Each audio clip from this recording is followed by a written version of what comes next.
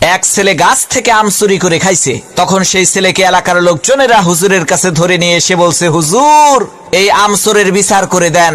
হুজুর তার কিতাব বের করে সমস্ত লোকের সামনে কিতাব খুলে পড়তে আরম্ভ করলো।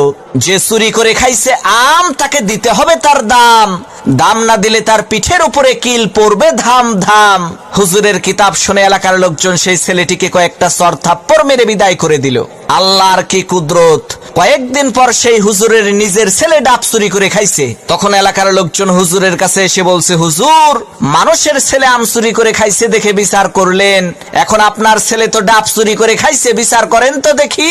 লোকদের কথা শুনে হুজুর তার কিতাব বের করে বলল, ভাইরা আমার, কিতাবে লেখা আছে যে চুরি করে খাইছে ডাব তার হয় নাই কোনো পাপ।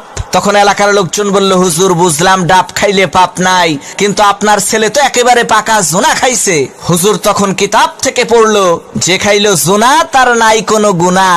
এলাকার লোকজন বলল, হুজুর ডাব খাইলে পাপ নাই, জোনা খাইলে গুনাহ নাই মানলাম, কিন্তু আপনার ছেলে তো নারিকেল খাইছে।